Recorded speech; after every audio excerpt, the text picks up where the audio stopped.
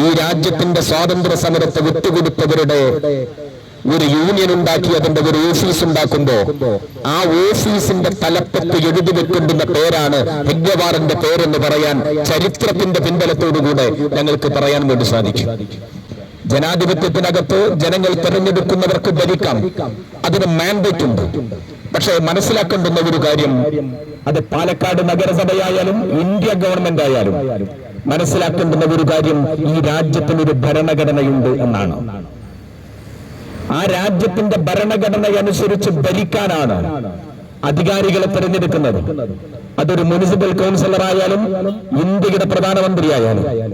ഇവിടെ ഭരിക്കുന്ന ഒരുത്തനും ഈ രാജ്യത്ത് പ്രത്യേകമായ പ്രിവിലേജ് ഒന്നുമില്ല.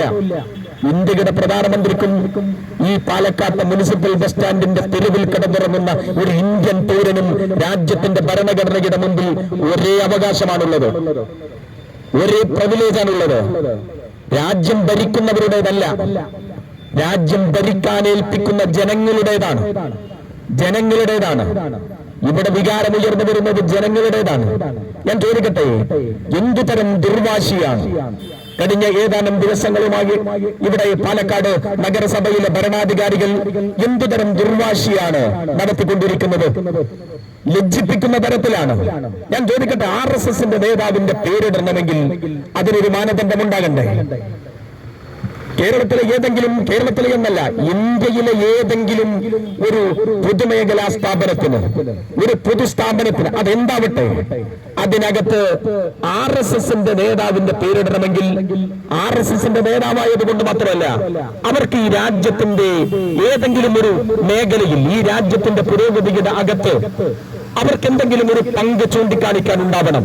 ഞാൻ ചോദിക്കട്ടെ, ഇവിടുത്തെ ഭിന്നശേഷിക്കാരുടെ പ്രശ്നമാണെങ്കിൽ ആ ഭിന്നശേഷിക്കാരുടെ പുരോഗതിയുടെ അകത്ത് ഇദ്ദേഹത്തിന്റെ പങ്കെന്താണ്?